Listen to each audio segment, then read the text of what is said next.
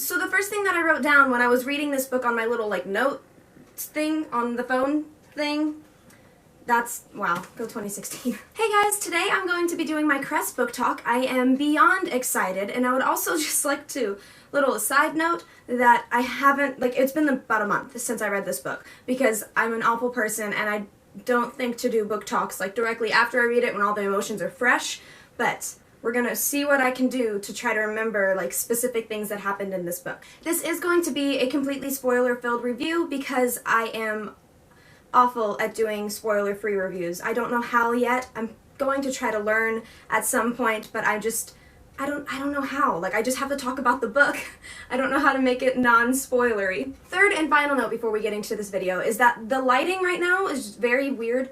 I have to use natural lighting, and so, like, the sun is coming in and out of clouds at the moment, but we are going to do what we can with what we have. Here we go. So the big reveal, I guess you could say, came on pretty early in this book, and I don't really know how I didn't see it. I'm just oblivious to all things obvious. And it's that Cress was the one that told Cinder what Levana was planning to do at the beginning of the book in Cinder.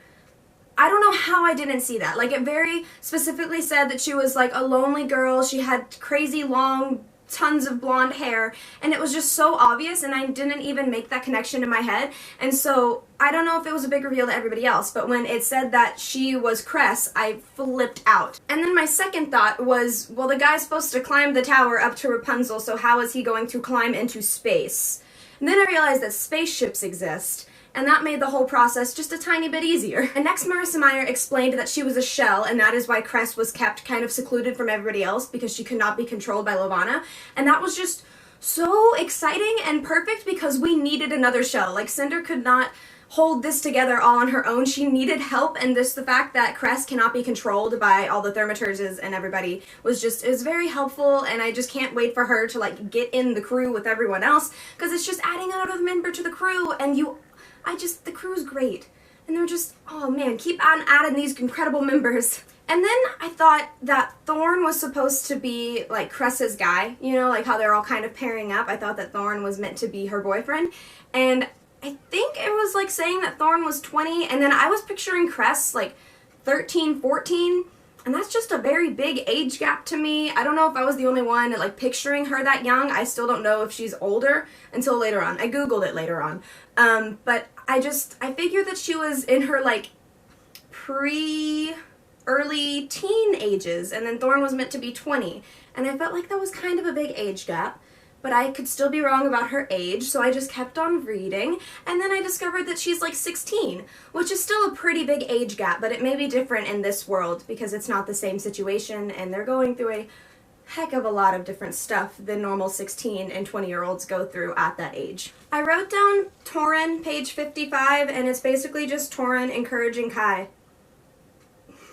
So I think that was just meant to show that I love Tauren. I don't know why I put that. And then we finally got to Dr. Erland in chapter 7 of this book, and I have just been waiting for, like, all of Scarlet and chapters 1 through 6 of Cress to get to Dr. Erland, because that was such a big plot twist at the end of Cinder, and I was just like, where is he? Like, she was supposed to go to Africa, and here she is, like, prancing around France. She needs to get to Africa. That's been the goal all along. And then we finally get to Dr. Erland, and not even really Cinder being in Africa, but just kind of hearing about him and what's going on in his life in the little town in Africa. And so then the crew decides to come up with a plan to get to Cress up in her little satellite floating around in space. And then we find out that Sybil is her, like, master in a way. She can't control her, but she basically does, because she trapped her up in a satellite all by herself and has raised her since she was, like, 7. So she's kind of a master. So when we find out that the crew is on their way to get Cress, and then of course Sybil has to come into the situation, and it can't go well. Like, their opportunity of the plan going well is officially over because Sybil is there and the plan's screwed up and they don't know it. And just Sybil. And then, oh my goodness. And then when Thorn says that he will be the one to go get Cress, there is a whole lot of crap in 4 pages. Like, Scarlet gets taken and Wolf almost dies and Cinder's alone and then Thorn is blind. Like, a whole lot happens in a very short amount of time, and it just really stressed me out. And you'd think that'd be the point where you have to like close the book and take a moment, but that's usually the point where I just keep reading because I have absolutely no self-control. And then after a little while, we get to where Scarlet has been taken by Sybil, and just reading mind-controlled Scarlet is one of the saddest things I've ever read. And I've read a lot of character deaths. Like, just seeing that she... I don't know. I don't even know how to explain it. Like, it was just very heart-wrenching to read a mind-controlled Scarlet. But it was also very interesting seeing the inner thoughts of a person that is being controlled by the lunar power. And then we're not really told much about Jason, and I was very confused because he was kind of just there. It was like, I think I can trust him, but in my gut, like, I know not to trust him, but he was just there. Like, he was just floating around the spaceship, and he was, like, helping where he could, but not really enough for me to believe that he's a good guy, and I don't know. I was very confused on Jason's role in this book. Like, I want to say just that chapter, but even by the end of the book, I was very confused. I was like, why? Why was Jason there? What did he do? I mean, I realized he betrayed them at the end, but initially, like, he was just hanging out. He was, like, on vacation for himself. He, like, decided to take a quick vacation and use his paid vacation days with Sybil to go hang out with the crew. And then I wrote down that Thorn is flawlessly flawed. If that makes any sense whatsoever. Like, he is flawlessly flawed. I don't know why I wrote that. I think it had something to do with the fact that he has so many inner issues, like so many issues, that he just doesn't think very highly of himself, and it's really interesting to see that in a character, because Cress kind of causes him to think better of himself, just a little bit. Like, he doesn't announce it very much, or let it be known to the public, but I feel like Cress really did help him in becoming the person that he is by the end of the book. Whew, doggy. And I realized, like, when Wolf wakes up and realizes that Scarlet is not there, he is going to throw a tantrum. Like, a giant, childlike tantrum, and be like, what the frick do you think you're doing leaving Scarlet and then letting me be passed out for days on end when Scarlet is up there being controlled and she could be dead? And I was looking forward to that scene, but at the same time, I was like, this is not going to turn out well for anybody around Wolf at that particular time. So I know that Kai wasn't in this book very much towards the beginning, but I felt like when we finally did get around to seeing him, he was just like, all the incredible things that an emperor could be. He was just like, yeah, sure, let's end the cyborg draft. No big deal. It's been happening for decades, but I'm just going to go ahead and stop it right now without asking anybody. Like, I'm just going to use my power and be like, in the draft. Because Kai, that's what he does. He is Kai the Emperor. Next, we got to the part with Princess Winter, and I literally just wrote Princess Winter with like 6 exclamation points, because I really enjoyed reading from her perspective, but I was just very confused on what her role was in the story. I just knew that she was in the story because I had already owned the last book, Winter, so I was like, she's coming. I just don't know who she is, what kind of person she is, what her role is in the storyline, but I really like her. Like, even from that first little, like, slip point of view, I really, really like her. And so naturally, after Thorn and Cress backpack through the desert without a backpack because they lost all of their supplies, and then they find a nice little crew of people also backpacking through the desert with actual backpacks, and then they find a hotel, and then Cress gets kidnapped. Because why not? Why not Marissa Meyer? Marissa Meyer was like, you know what could I do to mess up the situation that they're in? And she was like, you know? How about the newbie on Earth gets kidnapped because she's a shell, and they apparently have a black shell market? You know? Why not? Why not ruin the lives of my readers? Side note, I still really love Marissa Meyer. I'm being sarcastic. Okay, thanks. And I know that Thorn would care that Cress was kidnapped, but I didn't think that he would go to the lengths that he did. I don't know, like, he just reacted in such a great way, and I knew that he would react, but just not with that much intensity, I guess. Like, he was very like, whoa, hold up, what, Cress? And then, woo! Exactly like that. That exactly portrays what Thorn did. And then I got very confused because Dr. Erland was Cress's dad? What? Like, it just so effortlessly flowed into the storyline, and I don't know if Marissa Meyer had it planned the entire time. Knowing this incredible author, she probably did. I was just like, Dr. Erland is Cress's dad, and Cress just got sent and paid for by Dr. Erland. Like, he just sold his, ooh, that situation is a little bit tricky, isn't it? Although Winter was in the scene and I think I trust her, when Levana came in and she was like, oh yeah, casual, just like chop off Scarlett's finger, it's whatever. You didn't have to do that. She was going to help you. She had agreed to help you. She's already been tortured. You didn't have to torture her more and chop off her finger. Oh my goodness. Oh, Queen Levana. And then the crew comes up with this plan to crash the wedding, and it's like kind of a good plan, but at the same time there's like so many things that could go wrong because they literally just got Thorn back and they just met Cress and she's still very shy and like hiding behind Thorn in every situation, and they're trying to give her this giant role in this plan and she's like freaking out inside, but on the outside she's like, yeah, I mean, I guess I can do it, because Cress is an incredible character and I'm loving her character growth in this book. Like, even in one book, her character development is absolutely phenomenal.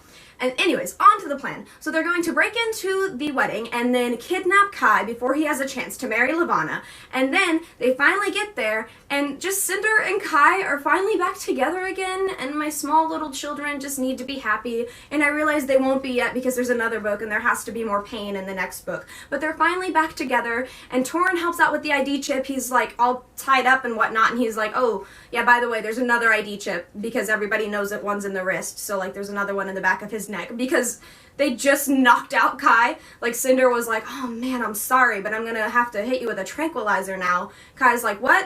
And then I thought that Cress had the disease for some reason, even though I knew that it had been stated that the Lunars can't get the disease. I was like, can shells get the disease though? Like, I know they're lunar, but does it have anything to do with the lunar power?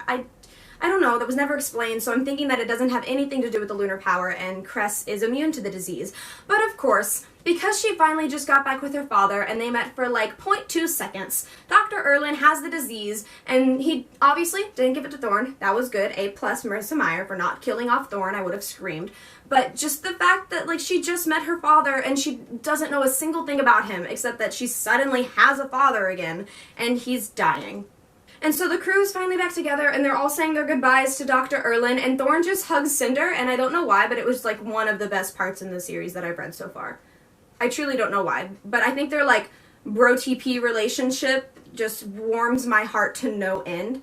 He just like hugs her and he's like, cool, and she was like, okay, serious situation right now, Thorn, and he's like, well, I'm Thorn, I do what I want. And then that whole scene was heartbreaking. Like, she's like, I didn't even say that I loved him. Like, he said that he loved her, but she didn't know him well enough to say I love him. And it just, I can, like, see where she's coming from, and that's the most heartbreaking part, is that in your heart you were like, oh, well, if I was in that situation, like, I would say that I loved him because he's my dad, but you wouldn't because you just met him. You don't even know the guy. And she just, it was so realistic. And so they're leaving Dr. Erlin behind because he sacrificed himself and, like, left himself in a little room so he wouldn't affect anybody else. And they're running away, and I'm just thinking, this is way too easy. Like, what is happening? Everything is going so smoothly. Something has to go wrong at some point, and so it does. Jason has given them away, and I literally just wrote Jason WTF because Jason WTF, and he has let Sybil know what's going on. And so Thorn's just like, oh, well, we're probably gonna die now. And so he goes ahead and he kisses Cinder. Cinder, whoa, he did not kiss Cinder. Oh my goodness, I just broke my bro TP in my brain. Okay, hold on. So Thorn goes ahead and he kisses Cress, and I mean, I can see where he would think that they were all gonna die. Spoiler alert, they didn't die because the book is named Cress, and that'd be really sad if Cress died in her own book. But anyways, Thorn goes ahead and kisses Cress, and it's just a beautiful moment, and we all knew it was gonna happen, and it finally happens. Sybil goes ahead and tries to control Wolf, and she's like throwing him all over the place, attacking anybody that she can, and he's about to bite Cinder's neck off. And so Cinder like grabs a hold of Sybil's brain and just crushes it. Like, I'm just picturing Sybil's brain disintegrating, and I'm really sorry if that's too visual, but I was just reading the book like, I don't want to know what Sybil is going through at this very moment. So anyways, she like dispatches Sybil and everybody else, and they're kind of winning, but not really, because they run onto the ship and then they realize that they don't have a pilot. And so Thorn is trying to talk Cinder through everything that you have to do to fly a giant ship. And then Kai wakes up and she goes and she's like, hey, how do you feel? And Kai just goes, kidnapped, how should I feel? And it was just perfect, and that line makes me so happy. Like, every time I read that line, I have to smile. I have absolutely no choice but to smile because Cinder and Kai and their sarcasm, I said it weird, and then Kai's sarcasm by itself is absolutely incredible. It's not in the best circumstances, but my small little children are finally back together, and they're nowhere near happy because there's another book, and there has to be more pain because there's another book that is 800 pages long.